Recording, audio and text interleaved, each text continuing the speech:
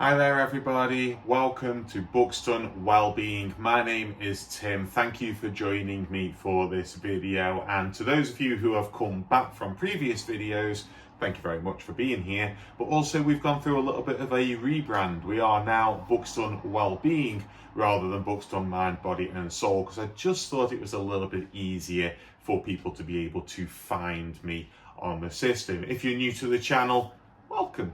You're very much welcome here. Please do feel free to comment down below, open up some talk and discussion, because that is how we work together in order to help our health and well-being as we move forward. So, what is this video? For those of you who are new to the channel, I am currently going through cognitive behavioural therapy, and I have just started my journey on CBT. I have done CBT before. This is not my first time going down the CBT road, but I am now, this is the first time in about 4 or 5 years that I've had to go through CBT.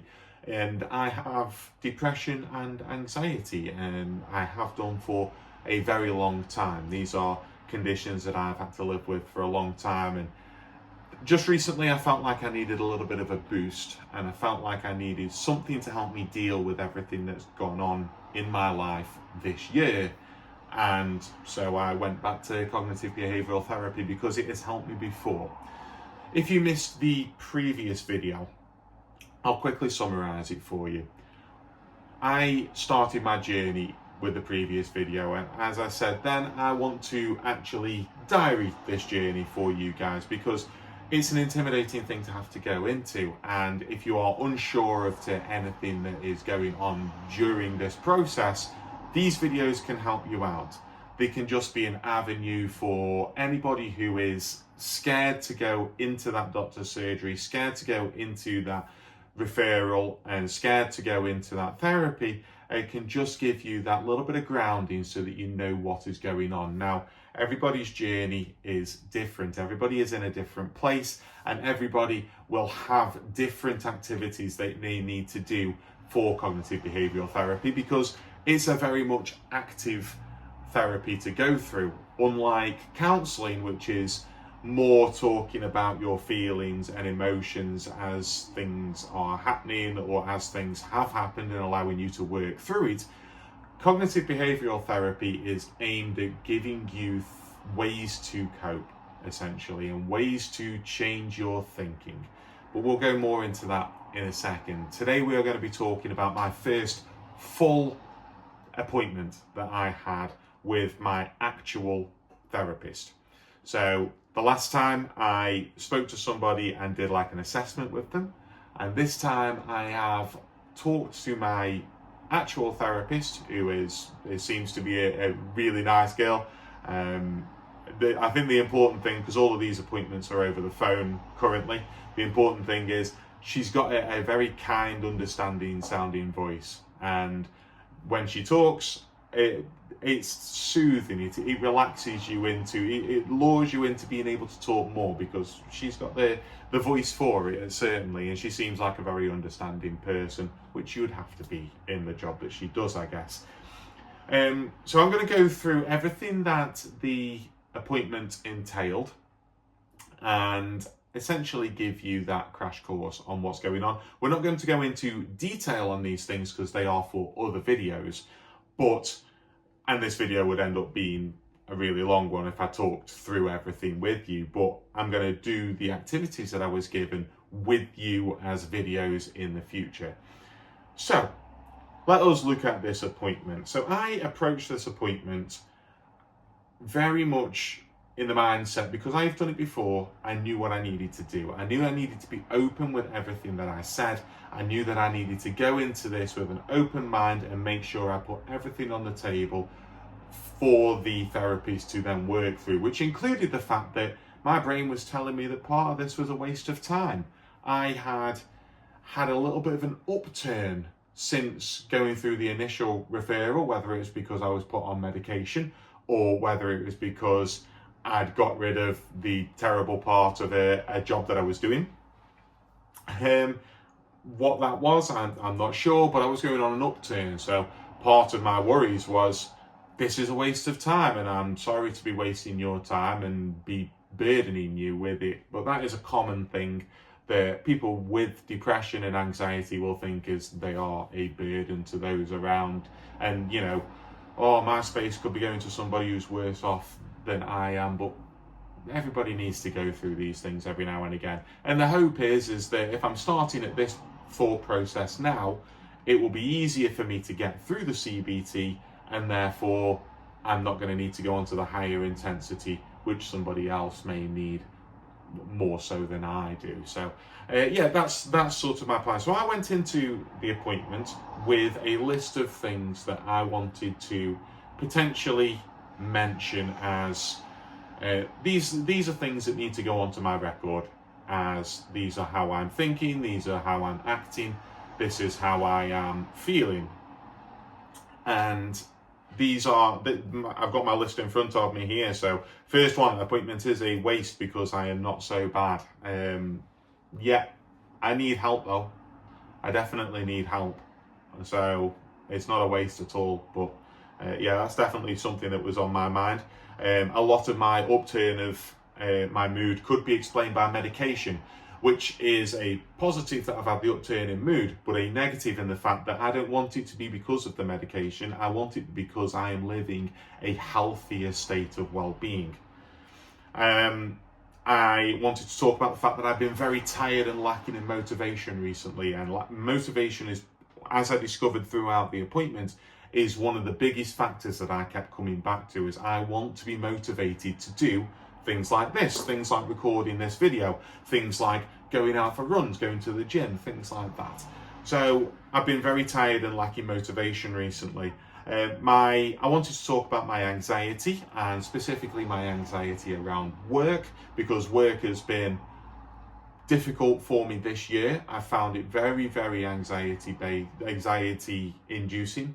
So yeah, I've struggled with that, and then that has affected my life outside of work. I've socialized a little bit less than I would like. I have left the house.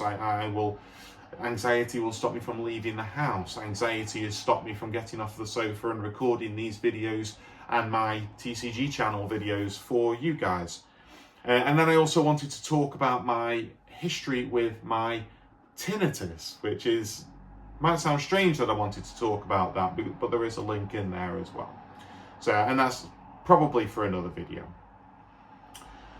And then essentially I went through these things with the therapist that I was talking to. Now, before the appointment, I did have to fill in the usual PHQ-9 and GAD-7. I won't talk about this every single time, but you get questionnaires sent out to you by email currently. That's the way that I had to do it anyway, by email, that you fill in, which I've gone through on the channel as to exactly what a PHQ-9 and a GAD-7 is. Please go and check those videos out if you're unsure or worried about anything that might be on those questionnaires.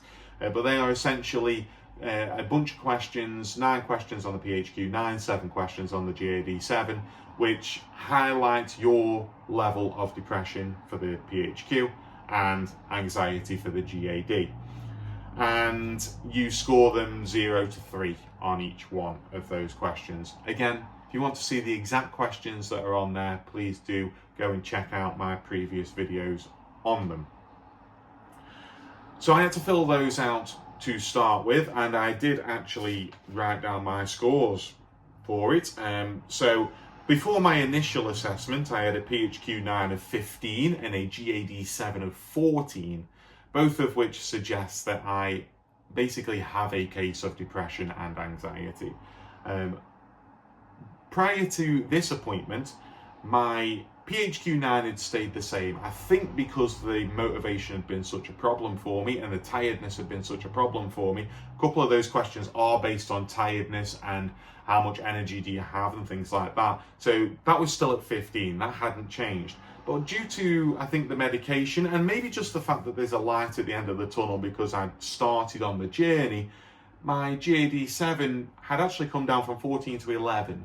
So that's nice. That's a pretty good start with things. And I've not even really started the CBT itself. But I think feeling like you are doing something to help you out just helps give you a bit of a boost.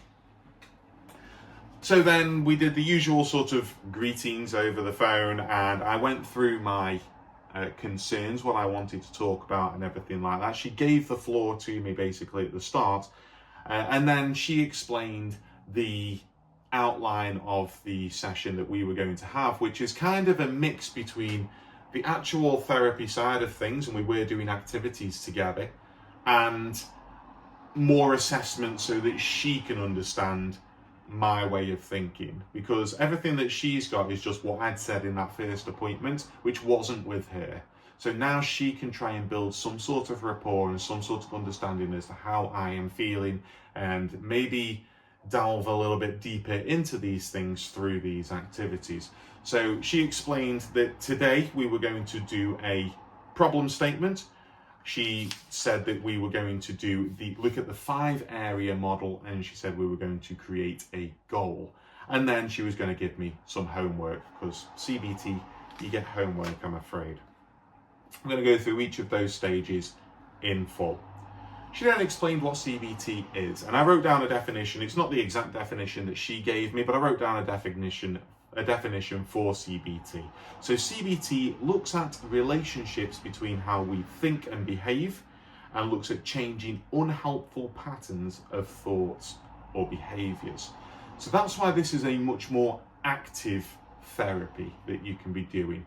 Counseling, you talk through things that have bothered you, and by talking through these things, maybe trying to find a new understanding into why they happened, what happened, and everything like that, you come to process it and you work your way through it. CBT is much more of an active thing, where you are purposefully trying to avoid going into the unhelpful patterns of behavior that we all do when we're feeling sad or anxious or afraid or scared, or any of those negative emotions that come with angry, that come with depression and anxiety. So what can our unhelpful behaviors and unhelpful thinking look like? It's not just the extremes. Obviously, the extremes are self-harm, and the extremes are taking your own life. These are obviously unhelpful behaviors that people go through, but it's also other unhelpful behaviors: isolating yourself, avoiding social situations, avoiding certain places, maybe sort of not talking, sort of withdrawing into yourself, just putting YouTube on and vegetating to it, not really watching it. It's all unhelpful. Not looking after yourself properly is another one that is very common and very unhelpful. So you might find that you're sleeping all hours of the day, so therefore you're not looking after yourself in terms of your sleep patterns. You're not having baths and showers quite as often as you would want, or anything like that. So these are unhelpful behaviors that we might do, and also those unhelpful thoughts that go through your head when you are doing these things. So as I'm going into the appointment, unhelpful thought that goes through my head: this is a waste of time, I'm wasting people's time. That's unhelpful, because it's not a positive outlook to it all. It's not a way of working through things. This is just me trying to find some excuse to not do the appointment, and or I don't know, trying to dress it in a light that is like, if I gave it up, then somebody else could take it and they actually need it and I don't. Well, no, I need it. I do need it. So we're going to go through those sorts of things in a bit more detail, but that is a rough definition of what CBT is. And then we launched into the first activity of the session, which was me creating a problem statement. So I'm going to put the problem statement on the screen so that you can actually see the sheet that I was presented with. But essentially, a problem statement is outlining exactly what your issue is. And it's amazing what you can come up with when you are actually trying to think about it, because we can all say, oh, I'm anxious today, but why? Why am I anxious today? What has caused it? So there is 6 sentences that you have to fill in for the problem statement as you are writing it out with the therapist. And I imagine, I've done this before as well in my previous bout of CBT, so I imagine that this is something that kind of comes up in appointment 1 every time. And I actually think that all 3 of these activities probably come up in appointment 1 every single time. This appointment, by the way, was around about 45 minutes to an hour, I think. I think it was around about an hour. All future appointments for me are going to be half an hour in length. So the problem statement, 6 sentences to fill in. My main problem is, and then you fill in the blank. So again, I'm going to go through this in a separate video, but it could be a variety of things. But my main problem is, and then it's the kind of general, trying to get in on what the specific is. So, okay, my main problem is I've got depression. Yeah, but what is that causing you to do? My main problem is that I don't leave the house because of my depression. My main problem is I don't look after myself because of my depression. My main problem is I suffer from a lack of self-worth, self-esteem, and that causes me anxiety of people judging me. These things can be ideas for what you may have, but you've got to really look in on yourself as to what that problem is. So my main problem is, then the next one is, this is triggered by. Is there any time where you find that you are particularly anxious, you are particularly low mood, and is there a thing that causes that to happen on a regular basis? So one of mine, just to go into it, and you can put multiple things in this, I certainly put about 4 or 5 in this sentence, noise. Noise is a really big thing for me. I am very sound sensitive when if I'm feeling a little bit anxious, noise will make me a lot anxious. So like this is triggered by, noise was certainly one of them. Loud environments, crowded environments, these can all be things. The idea of doing something new, idea of letting somebody down. These are all things, being judged by somebody. These are all things that could cause anxiety or cause depression to be worse. So you list those things there. This is triggered by. Next up, you have got I feel. What are the main emotions that you feel when you are in this situation? When you are feeling particularly down and low? Are you feeling suicidal? Are you feeling just sad, weepy? Are you feeling lethargic? Are you feeling like there's just no point doing anything? Are you feeling, if it's anxiety, are you feeling scared to go outside? What are these feelings that you feel? Now, again, I listed a bunch of these things that I went into, but a lot of them were based around ill motivation, like lack of motivation. So I am feeling unmotivated. I am feeling tired. I am feeling lethargic. And then when I'm in my anxious phases, I had other feelings that I went into. I do is the next sentence that you've got to complete. And that could be quite simple. I do nothing. That is a valid point. If you find the majority of your day is lying around in bed, scrolling through Facebook or whatever, say that. I do nothing. I scroll through Facebook. I watch YouTube. That was one thing I did. I avoid social situations. These are things that you do in order to try and avoid those emotions, to try and avoid that, or your way of thinking that you're actually using that to cope, but it's probably actually an unhelpful behavior. What behaviors do you do when these things happen? Do you self-harm? If it's on there, it can be on that list for sure. Next up, I think. These are the actual thoughts that are going through your mind. So you've said what you feel like, now it's what you think. These are the actual phrases that you will say to yourself in order to, when you are in those situations, when you are deep in that anxiety, when you're deep in that depression. So it may be, I think life is not worth living. I think nobody should be my friend. I think I should be able to do better. These are all common things that may go through your mind, and there are obviously hundreds more, and they are specific to yourself.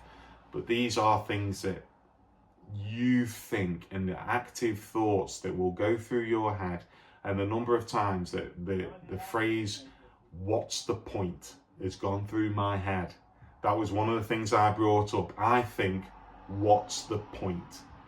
Because that is one of the main things that goes through my head when I'm feeling low and when I'm feeling anxious or anything like that. What's the point?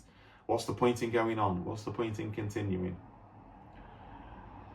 Lastly, as a consequence, what happens? What happens in the end when you are feeling all of these things, when you do everything, like, if you do self-harm, if you avoid your friends, if you avoid going to work, if you take a day off work, if you have these bad thoughts, if you have these negative feelings, what is the consequence from them? Because the majority of the time, the consequence is not, I feel better. I take a day off work so I feel better. That's generally not how it works, unfortunately. Whenever I've had to take a day off work because of my mental health, and I have in the past, I've not necessarily felt better by the end of it. I've just felt like, I don't know, the next day's a new day and you wake up in a slightly better mood maybe. But the taking the day off work didn't make me feel better. It allowed me to avoid being in an environment feeling this way. So yeah, as a consequence, I take a day off work and I lounge around on the sofa doing nothing. It's no use to me. How can I change that? And that's what CBT is going to be looking at. So that problem statement, she then read it all back to me at the end, and it sounded like a pretty bleak outlook on life. It really did. And I really tried to put as much in there as I could. And I think that's the best thing that you can do, is you have to approach it and give as much as you possibly can. Because that problem statement, when it is read out back to you, yeah, it makes you feel horrible. It really does. But to have it all summed up in that one thing, whereas normally it's summed up with, I have depression. Well, what does that mean? I have anxiety. Well, what does that mean? You've got the statement there. You can have that, and you can get them to email it to you. This is what I said. And I'm assuming they're going to come back to that in future appointments. In fact, I know that they come back to it in future appointments. Let's move on to the next thing now. So the next thing that she showed me was the 5-area model. So this is part of the CBT thought process, is that there are 5 areas in which you can influence or get influenced by these negative emotions, thoughts, and feelings, and everything like that. So the 5-area model looks at the specific situation that you might find yourself in. So is it a situation of feeling anxious when going to work? Is it a situation of feeling anxious when going to the shops because it's going to be a crowded place? Is it the situation of feeling anxious when driving? Is it the situation of feeling in a low mood because somebody has reminded you about somebody who's passed away and you can't get over it? Or whatever that situation may be, you will specifically pick a situation whilst you're filling this out, but there may be multiple situations which make you feel and think different ways. So you can certainly write out a bunch of these for different situations, and you can fill in all of the boxes for this, and but just have one situation and then multiple in the other boxes. So that's the situation. I can't remember actually what situation I chose. I think it was work. I think it was something work related. And then you've got 4 boxes below which all have lines that are linking them together, and you'll see this on the, I'm going to put it on the screen for you. So those boxes are thoughts and images, moods and emotions, behaviors, and then body and physical sensations. So, thoughts and images. When you are in that situation, what are common thoughts that go through your mind? And write them down. Common thoughts, common images. Some of these images may be sort of sensationalized, sort of ideas as to what might happen. If you have a very pessimistic look on things and you think that you're constantly worried that something really awful is going to happen, these might be the images of you going to a place and everybody laughing at you, or going to a place and something dangerous happening, or something like that. These are also those negative thoughts. I'm better off not here. My friends would be better off without me. These are common. Whatever you're in that situation with, what thoughts will go through your mind at that time. And you will know what thoughts are going through your mind at that time. When you come to talk about it, you will know. Mood and emotions. How does that make you feel? How does that situation make you feel? What are the common moods that you go through during that situation? What are the common emotions that you feel during that situation? So if it is a work one like myself, maybe you feel easily frustrated, maybe you feel angry, maybe you feel anxious, maybe you feel like you're being judged by people. So all of these things are what you can put in there. Behaviors. What do you do when faced with that situation, or what don't you do when faced with that situation? So your behaviors could be, you isolated yourself, you didn't go to work that day, you didn't go and see your friends that day. It could be, self-harm related. It could be anything like that. So what are those behaviors which are, normally these things will be negative. These are negative things that you will do in order to shut yourself away, shut yourself down, and try and avoid those negative emotions. And lastly, body and physical sensations. If it's anxiety, everybody who's got anxiety knows that there's a lot of physical sensations that goes along with it. Sickness in your stomach, tightness in your chest. I lose the feeling in my fingers, so I have to tap my fingers on tables and stuff like that when I'm feeling really anxious. I have lower back pain, and when I'm feeling particularly low or anxious or anything like that, I will feel more pain in my back and my leg because of not being able to cope with the pain properly. So yeah, these are specific sensations that you feel. How does your body feel? Do you feel sick? Do you feel tired? Do you feel physically ill? Extra pain? Anything like that?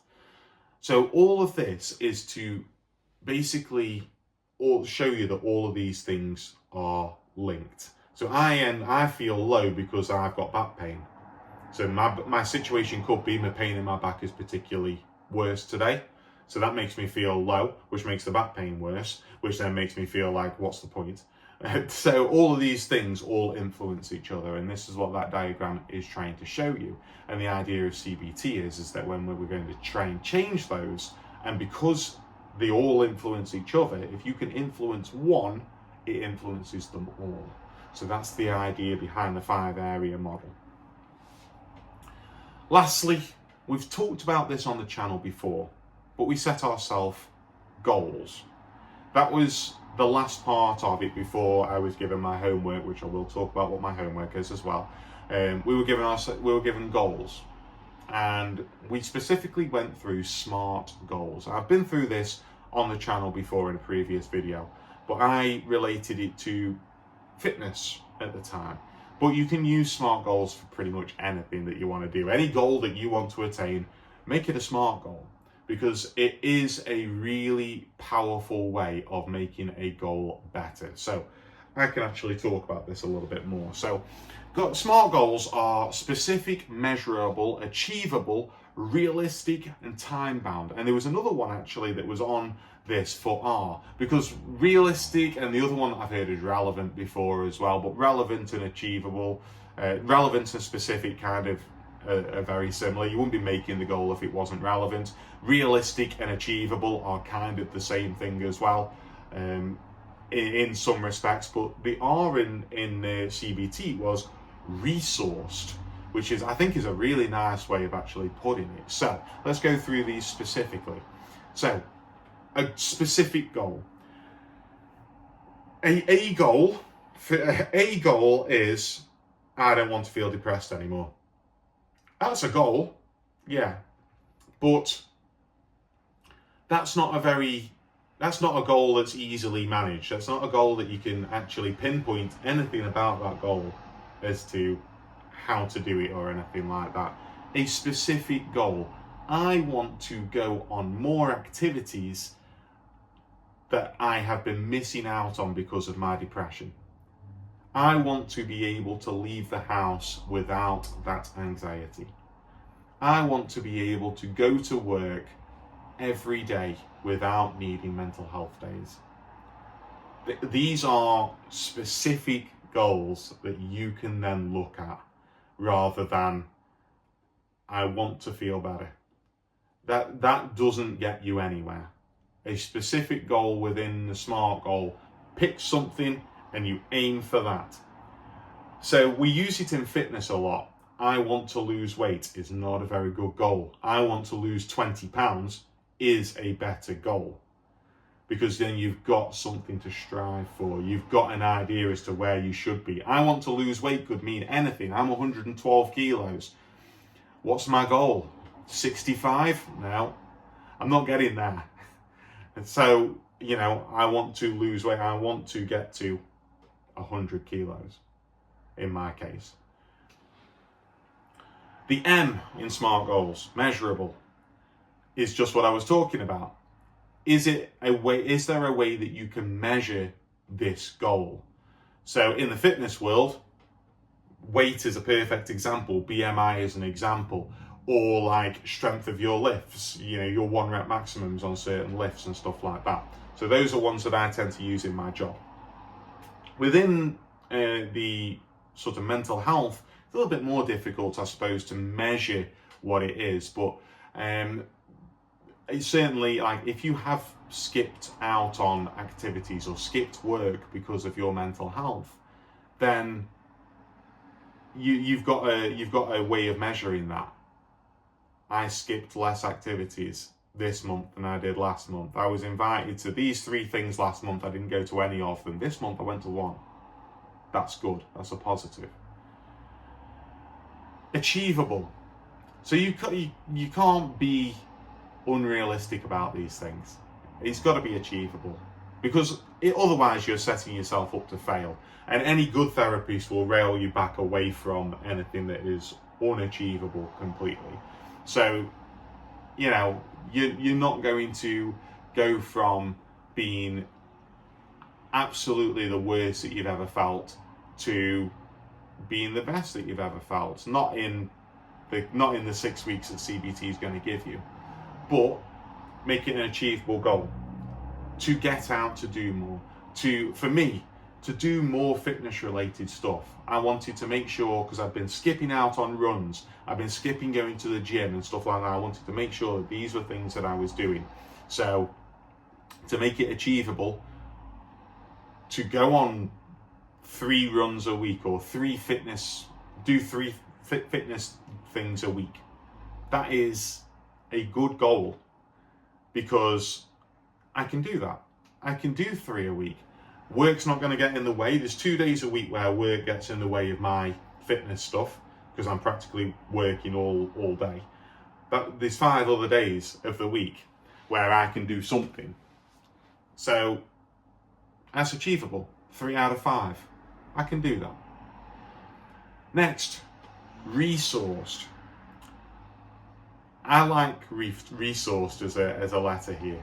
Do I have the resources to do this?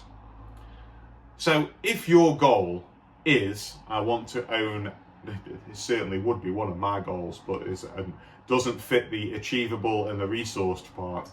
I'd like to own every single Pokemon card. That would make me feel very happy. I would love that. I would absolutely love that. I would love to be able to collect to my heart's content. I can't do that.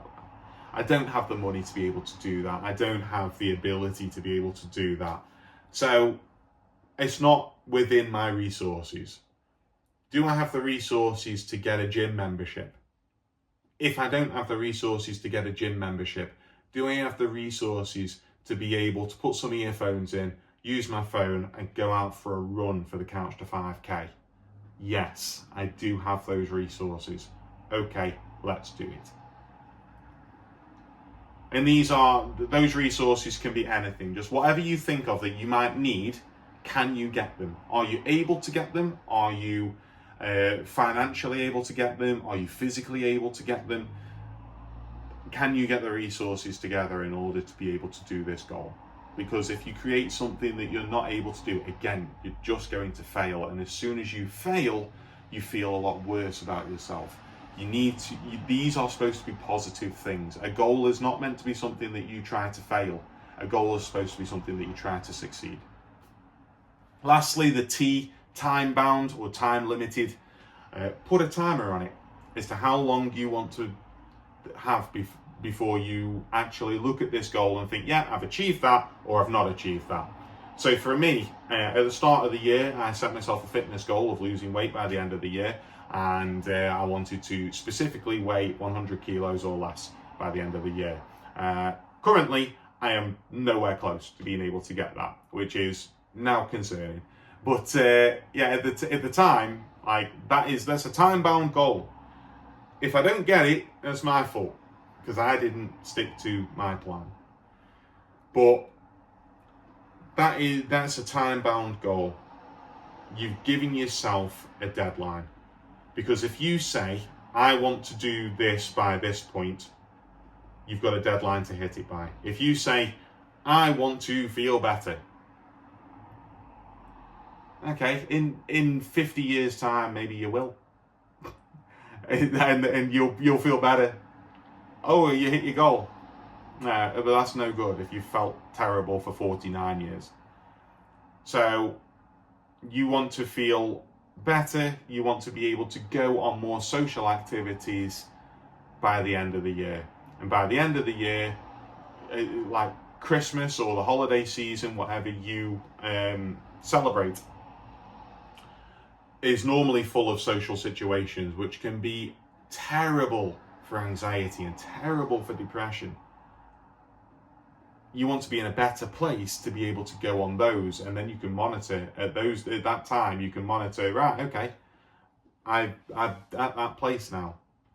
For me, wanting to build my fitness back up and wanting to get back into doing fitness stuff, time bound.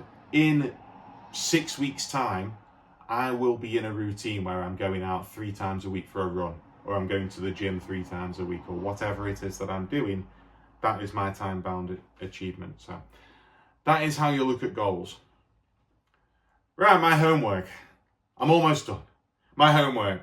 And then we set the next appointment date, which is going to be a much shorter appointment. It's only going to be 30 minutes. My homework is to keep an activity diary. Because a lot of the things that I was talking about was motivation. My homework has been to keep an activity diary for between sessions. So I'm constantly keeping, I've got it on a spreadsheet, I'm constantly keeping an activity diary. And what I have to do on that activity diary is Write down the specific activities. It's just set out into 2-hourly slots. Write down the specific activities that I'm doing. And then I have to score out of 100 my mood at the time. I have to score my sense of achievement out of 10, my sense of enjoyment out of 10, and my closeness to others out of 10. Because these are all things that I kind of brought up as like, I feel lack of motivation. Perhaps some of that is because I don't feel like I'm actually achieving anything. Perhaps I'm just not enjoying things. I don't feel close to people. I feel like I really struggle to be close to people sometimes in social situations. These are all things that I have to put on there. And most of the time, like half of the stuff that I'm doing, I'm just doing it on my own. So closeness to others, 0. I'm just doing everything on my own. So yeah, it's been a strange one to do, a full activity diary. I've never done a full activity diary of everything that I do day to day, and whether I enjoyed it and whether I felt close to other people or anything like that. But you've got to engage with it. You don't get anything if you turn up to the next appointment with nothing written down. All right, did you do that activity diary? No. Did you do any of it? No. Even if you try and fill a couple of days in, even if you don't manage to stick to that 2-hour window and you just do, on this day I did this, I felt terrible and I didn't enjoy it and that's what I did, then that's something that they can work with. But if you just go back with that blank piece of paper and nothing in your head about what to do about it, that's not going to help. So I've been trying to make sure that I'm engaging with the task as much as I possibly can. And that might be something that comes up in your CBT. You might get other homework tasks that you need to do. One homework task I remember last time, 2 homework tasks that I had to do. One, I had to go to a supermarket and look at people. And look at their faces, look at their eyes. Because part of it was self-esteem and self-worth that I was struggling with. I had to do that because my brain was creating situations where everybody was judging me. And I walked around the supermarket and looked at people, and other than the fact that somebody looked at me because I'm looking at them, nobody looked at me. Nobody cared. Nobody cared about my life. Boo-hoo. But it made me realise that I'm not being judged all of the time. It's just little things like that. And then the other one that I had to do is to tell myself 5 positive things that I've done for myself before bed. And therefore you're not going to sleep negative. And that's something that I've fallen out of doing and I need to start doing again. But with that, I'm going to end this video off here. Don't know how long I've been talking for, probably a very long time. Thank you very much if you have watched until the end. Thank you very much. We're going to go into some of these situations and some of these things in a little bit more detail in the future, and I'm going to actually work through them with you essentially and do various activities together. But for the moment, we are just sticking to our therapy diaries and going from there. Thank you everybody for watching. I really do appreciate it. Please make sure that you stay safe, and I will see you next time.